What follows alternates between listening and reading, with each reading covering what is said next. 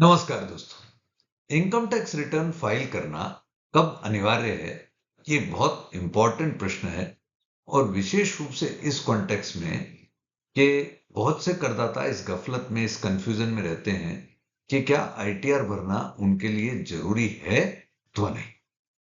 तो इस प्रश्न की महत्ता को समझते हुए, इसकी इंपॉर्टेंस को समझते हुए दोस्तों, आज की ये वीडियो मैं आपके समक्ष लेकर के आया हूं, जिससे आप ये समझ पाएंगे, विशेष रूप से असेसमेंट ईयर 2025-26 के लिए, जिसका आईटीआर फाइलिंग सीजन अभी चल रहा है, जिसकी due date of filing ITR non tax audit करदाताओं के केस में, नॉन ऑडिट करदाताओं के केस में 31 जुलाई से बढ़ा करके 15 सितंबर 2025 कर दी गई, और 15 सितंबर 2025 कुछ ही दिनों में आने भी वाली है।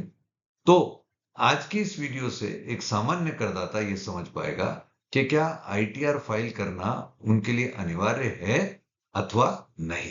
आइए आगे इसी इंटरेस्टिंग डिस्कशन पे आपको लिए चलता हूं। तो दोस्तों, शुरुआत करता हूं आपका ध्यान आकृष्ट करते हुए इनकम टैक्स एक्ट 1961 की धारा 139 पर। यद्यपि नया इनकम टैक्स बिल आ गया, परंतु वित्त वर्ष 2024-25 असेसमेंट ईयर 25-26 की रिटर्न एज पर section 139 of income tax act जाएगी। और मैं यहां पर विशेष रूप से इनकम टैक्स एक्ट के प्रोविजन को पढ़ते हुए आपके समक्ष सेलिब्रेट करूंगा कि आपको रिटर्न भरना मैंडेटरी है, अनिवार्य है अथवा नहीं। तो सेक्शन 139(1) सबसेक्शन 1 ऑफ सेक्शन 139 क्या बोलता है? Every person being a company और अ फर्म, और every person being a person other then a company और फर्म। अब मैं यहां पर इस वीडियो में एक्सक्लूसिवली बात कर रहा हूं इंडिविजुअल एवं एचयूएफ करदाता के लिए। तो यदि आप एक इंडिविजुअल हैं, व्यष्टि करदाता हैं, या हिंदू अनडिवाइडेड फैमिली हैं, तो लॉ आपके लिए क्या बोलता है? Every person being a person other than company और a firm, if his total income or total income of any other person in respect of which he is assessable under this act during the previous year exceeded the maximum amount which is not chargeable to income tax shall। यहां दोस्तों shell term बहुत important है, क्योंकि shell का मतलब है, law का force है कि आपको फिर करना ही पड़ेगा। कि अगर आप एक इंडिविजुअल हैं और रिलेवेंट फाइनेंशियल ईयर में आपकी total income above exemption limit है, maximum amount not chargeable to income tax का मतलब क्या है? ओल्ड रिजीम में 2.5 लाख, नई रिजीम में 3 लाख। तो यदि आपकी टोटल इनकम 2.5 लाख अथवा 3 lakh, depending upon the old regime new regime ज्यादा है, तो आपको शेल करना पड़ेगा, यानी मस्ट करना पड़ेगा return. Shall on or before due date furnish a return of his income or income of such other person during the previous year in the prescribed form, verified in the prescribed manner, and setting forth such other particular as may be prescribed। फिर से इसको summarise करते हैं कि एक individual करदाता की संबंधित वित्त वर्ष में यदि कुल आय अबव बेसिक एग्जम्पशन लिमिट है, तो ऐसे व्यक्ति को रिटर्न भरना मैंडेटरी है, वैकल्पिक नहीं है। तो पहली क्लैरिटी सेक्शन 139 से ये हमने डेवलप की, और इस क्लैरिटी को भी और क्लियर करूंगा, मॉडिफाई करूंगा आगे के डिस्कशन में। अब दोस्तों, इसी सेक्शन 139(1) में कुछ बड़े इंपॉर्टेंट प्रोविजोस परंतु डाले हुए हैं, जो कुछ एडिशनल कंडीशंस देते हैं, जिनसे रिटर्न भरने की रिक्वायरमेंट में चेंज आता है। चेंज आता है यानी, जो मैंने पहले आपको बात कही कि अबव बेसिक एग्जम्पशन लिमिट यदि आपकी टोटल इनकम है, आप इंडिविजुअल करदाता हैं, रिटर्न भरना मैंडेटरी है। तो अब देखिए उसमें क्या चेंज हो रहा है कि लॉ ये कहता है कि प्रोवाइडेड ऑल्सो दैट, यानी जो पहले आपने बात पढ़ी वो तो है, लेकिन कुछ और बात जोड़ी जा रही है। Every person being an individual और a Hindu undivided family or an association of person or body of individual, whether incorporated or not, or an artificial juridical person, if his total income or the total income of any other person in respect of which he is assessable under this act during the previous year, अब बड़ा ध्यान दीजिएगा, without giving effect to provisions of clause 38 of section 10, 10A, 10B, 10BA।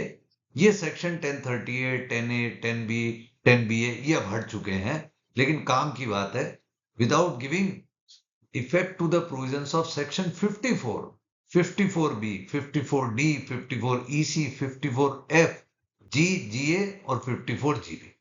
और chapter 6 A exceeded the maximum amount which is not chargeable to income tax shall on or before, फिर वापस से wording आ गई sir, shall on or before the due date furnish a return of his income or income of such other person during the previous year in the prescribed form.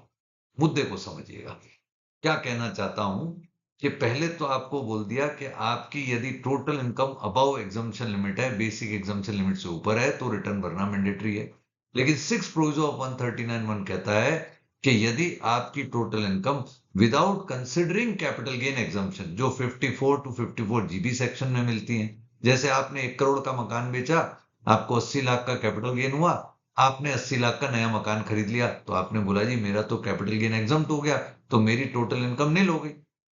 लेकिन income tax विभाग कह रहा है, income tax act कह रहा है कि नहीं नहीं, अगर आपकी सेक्शन 54 की एग्जम्पशन नहीं होती 80 लाख की, तो ऐसी परिस्थिति में आपकी income 80 lakh, about 2.5 lakh, about 3 lakh है, रिटर्न भरना मैंडेटरी है भाटिया जी।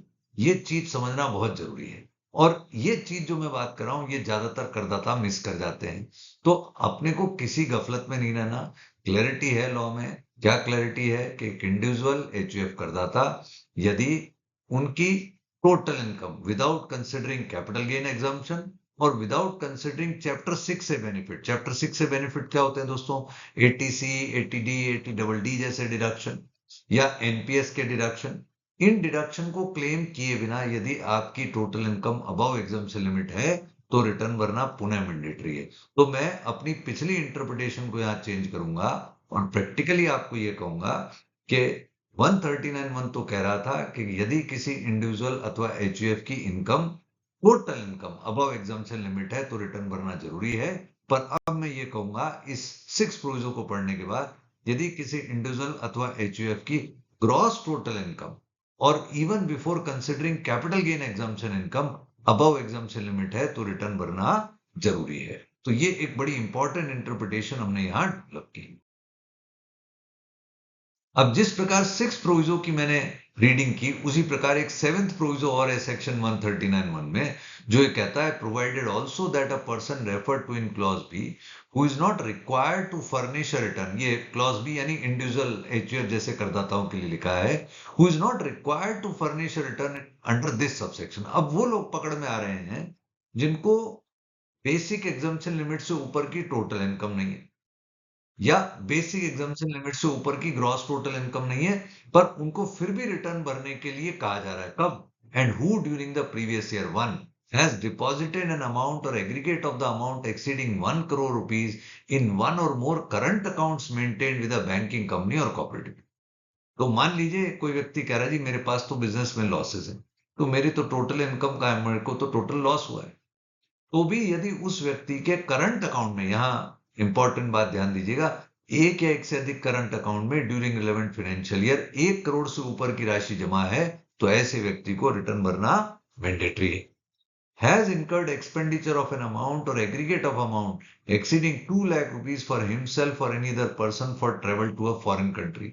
जो लोग फॉरेन यानी विदेश यात्रा में जाते हैं और स्वयं के लिए या किसी अन्य व्यक्ति के लिए विदेश यात्रा पर 2 लाख रुपए से अधिक का खर्च किया है, तो चाहे बेसिक एग्जाम्पशन लिमिट से ऊपर की रिटर्न है या नहीं, आपको रिटर्न भरना जरूरी है। ठीक है, तो ये सेकंड कैटेगरी हुई। अब मैं थर्ड कैटेगरी की बात करता हूं। Has incurred expenditure of an amount और aggregate of amount exceeding 1 lakh rupees towards consumption of electricity. यदि आपने बिजली के बिल पर 1 लाख से ऊपर खर्च कर दिया, तो चाहे आपकी बेसिक एग्जाम्पशन लिमिट से ऊपर की total income gross total income है अथवा नहीं, रिटर्न भरना जरूरी है।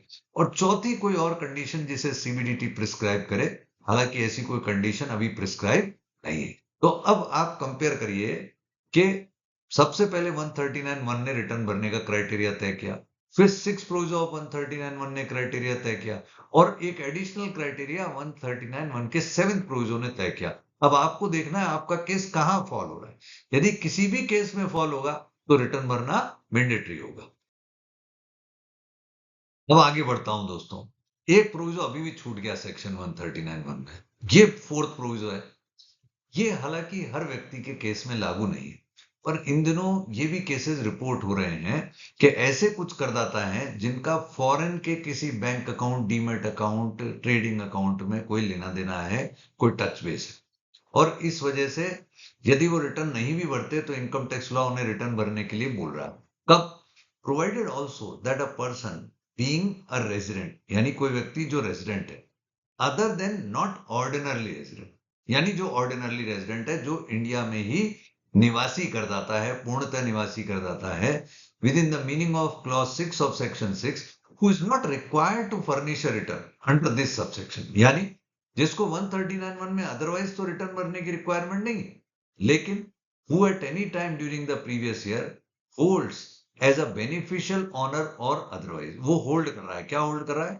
As a beneficial honor or otherwise any asset including any financial interest in an entity located outside India or as signing authority in any account located outside India, जिसके पास में किसी बाहर के, या तो उसके पास में एसेट लोकेटेड आउटसाइड इंडिया है, या कोई बाहर के बैंक अकाउंट में साइनिंग अथॉरिटी, या दूसरा is a beneficiary of an asset located outside India. मान लीजिए एक व्यक्ति इंडियन रेजिडेंट है और उनके किसी फॉरेन रिश्तेदार ने, दादा दादी, नाना नानी, पिताजी, किसी ने भी उनके नाम पर कोई विदेशी संपत्ति वहां पर उनके नाम पर नामित कर दी, नॉमिनी बना दिया उनको, यानी उनके नाम पर ट्रांसफर भी कर दी, मैं ये भी मान लेता हूं, and this person, let's say a person who is of 18 year 19 year age, who is otherwise not required to file return because such person who is a boy or a girl is in the process of I can say pursuing a professional degree and all,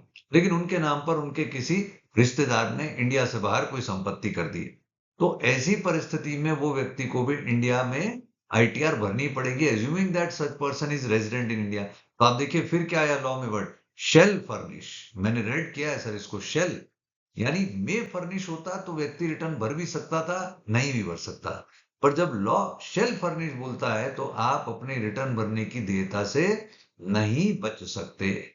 तो फिर बोलूंगा 139(1) ने return भरने की requirement दी, 139(1) के 6th proviso ने return भरने की रिक्वायरमेंट दी, 7th प्रोविजो ने रिटर्न भरने की रिक्वायरमेंट दी, और यहाँ 4th प्रोविजो, जो हालांकि ज्यादातर जनता पे लागू नहीं होता, पर विशेष परिस्थिति में यदि किसी इंडियन रेजिडेंट और ऑर्डिनरली रेजिडेंट पर्सन पर ये कोई होल्डिंग की पोजीशन है कि वो बेनिफिशियल ऑनर है किसी एसेट के केस में जो लोकेटेड आउटसाइड इंडिया है, या उनके पास फॉरेन बैंक अकाउंट की साइनिंग पावर है, तो ऐसी परिस्थिति में भी such son would be required to mandatorily file return in India. दोस्तों लॉ बेस्ड डिस्कशन तो मैंने आपके साथ कर लिया, और मेरी जो व्यूअरशिप है वो भी ये समझती है कि हाँ, या उनकी एक्सपेक्टेशन रहती है मेरे से कि अनूप जी जब आप बात करोगे तो लॉ से ही रिफाइन करके हमारे समक्ष रखोगे। तो मैंने लॉ से जो रिफाइनमेंट किया जा सकता था आपके समक्ष रखा। अब मैं बात कर रहा हूँ any other criteria to determine requirement of ITR filing. यदि कोई मेरे से बोलेगा कि अनूप जी कोई और भी क्राइटेरिया होता है क्या रिटर्न भरने का, तो मैं उन्हें बोलूंगा prima facie answer should be that there should be or there is no other criteria else where or what we have already discussed requiring the assessee to file ITR। यानी जो मैंने डिस्कशन कर लिया 139(1), 139(1) का 7th proviso, 6th proviso, 4th proviso, उनके अलावा return भरने की कोई और रिक्वायरमेंट पैदा मैंडेटरी नहीं होती। परंतु however in following circumstances ITR filing is important as well as inadvisable। तो यहां मैं अपने प्रीवियस डिस्कशन से इतर जाके आपसे ये कहना चाहता हूं कि मेरा कहना है साहब, यहां भी रिटर्न भरने के बारे में अवश्य विचार करिए तो आप फायदे में रहेंगे। पहला, in case the assessee has losses under the head capital gain or profits and gain of business or profession, in case the assessee has purchased or sold immovable property which are reflecting in form 26A और ये, जैसे यदि आपके पास capital gain head में या business provision head में loss है, तो आप कह रहे हो अनूप जी मैंने तो लॉस ही तो है मेरे हाथ में, क्यों मैं रिटर्न भरूं, क्योंकि मेरी तो इनकम बिलो एग्जम्पशन लिमिट है। तो भी मैं आपको कहूंगा क्योंकि ट्रांजेक्शन 26 AS में दिख सकते हैं, ऐसे ही मूवेबल प्रॉपर्टी खरीद बेच के ट्रांजेक्शन 26 AS में दिख सकते हैं, AS में दिख सकते हैं। तो क्योंकि वो ट्रांजेक्शन दिख रहे हैं तो मैं ये कहूंगा रिटर्न भरना एडवाइजेबल है, मोस्ट एडवाइजेबल है। भरे नहीं भरे वो कॉल आपकी है। इसी प्रकार लॉसेज है, कैरी फॉरवर्ड करना है तो रिटर्न भरना मैंडेटरी है। सरकार नहीं कहती लॉसेज है तो रिटर्न भरना मैंडेटरी है, सरकार कहती है लॉसेज है, कैरी फॉरवर्ड करना है तो रिटर्न जरूर भरिए। तो एक तरीके से मैसेज क्या है, कैपिटल गेन हेड में, बिजनेस प्रोविजन हेड में लॉसेज है तो रिटर्न भरिए, नहीं तो आपका कैरी फॉरवर्ड का राइट खत्म हो रहा है। बहुत से लोग इसी अनभिज्ञता में रह जाते हैं कि साहब लॉस है क्यों रिटर्न भरूंगा, लॉस है रिटर्न भरिए साहब, नहीं तो कैरी फॉरवर्ड का राइट खत्म होता है। In case of TDS entries appearing इन 26 अपने प्रोफेशनल अनुभव से बहुत सी बार देखा कि लोगों के टीडीएस कट जाता है, उन्हें संज्ञान ही नहीं होता कि टीडीएस भी कटा है। अरे साहब रिटर्न भर लेते तो रिफंड मिल जाता, रिटर्न नहीं भरा तो फिर वो रिफंड भी नहीं मिलता टीडीएस का। Then filing GST return but not filing ITR. GST return आप भर रहे हैं लेकिन आईटीआर नहीं भर रहे हैं। अरे साहब इनकम टैक्स डिपार्टमेंट को जीएसटी वाले बताएंगे इस व्यक्ति ने इस पैन पर इतना जीएसटी का काम कर लिया, इनकम टैक्स बोल रहा है कि साहब रिटर्न ही नहीं भर रहा। तो ये चीज कल आप पर क्वेश्चन लाएगी। Having foreign asset but not filing ITR, ये एक इंपॉर्टेंट पॉइंट था जो मैंने ऑलरेडी डिस्कस किया। Having made investment like fix deposit, shares, mutual fund but not filing ITR. बहुत से लोग गिफ्टेड फंड से, अदरवाइज भी से एग्रीकल्चर इनकम से एफडीज कर रहे हैं, शेयर्स खरीद रहे हैं, म्यूचुअल फंड खरीद रहे हैं, जो उनके 26 एआईएस में विशेष रूप से दिखता भी है। लेकिन वो सोच रहे हैं कि क्योंकि मेरी कोई इनकम तो हुई नहीं, अभी तो मैं इन्वेस्टमेंट कर रहा हूं इसलिए रिटर्न भरने की रिक्वायरमेंट नहीं है। Conceptually they are right, but income tax department will take colour कि इस व्यक्ति ने इस साल 15 लाख की एफडी करी, 10 लाख की एफडी करी और इनकम टैक्स रिटर्न तो भर ही नहीं रहा। तो एक डाउट आ रहा है, इस डाउट का निवारण मेरा मानना है रिटर्न भरने से बड़ी इजीली फ्री हो जाता है। तो क्यों ना इसे मौके के रूप में इस्तेमाल करें। अंत में दोस्तों मैं अपने पेशेवर अनुभव से ये कहूंगा कि आईटीआर फाइलिंग यद्यपि करदाता के ऊपर एक लायबिलिटी है, करदाता के लिए एक उत्तरदायित्व है कि वो अपनी रिटर्न भरे, परंतु बहुत सी बार आईटीआर फाइलिंग एक अपॉर्चुनिटी भी है, विशेष रूप से उन लोगों के लिए जो मैंडेटरी रिटर्न भरने के लिए लायबल नहीं है, परंतु जो वॉलेंटरली अपनी रिटर्न भरते हैं। क्योंकि यदि मैंडेटरी रिक्वायरमेंट नहीं है पर आपकी रिटर्न वॉलेंटरली स्वेच्छा से जा रही है, तो वो भी आपको कहीं ना कहीं कल कोई बेस बना के दे सकती है, चाहे वो लोन के पर्पजेस से हो, चाहे एजुकेशन के पर्पजेस से हो, चाहे वीजा के पर्पजेस से हो। तो आईटीआर भरना दोस्तों मेरी ओपिनियन में फायदेमंद ज्यादा है बनस्पत कोई कहे कि नुकसानमंद है। तो आप, आई होप इस वीडियो की हेल्प से ये जान पाएंगे कि क्या रिटर्न भरना मैंडेटरी है अथवा नहीं। यदि मैंडेटरी नहीं भी है तो मैं कहूंगा रिटर्न भरने के विकल्प पर अवश्य विचार करिए। थैंक यू, जय हिंद।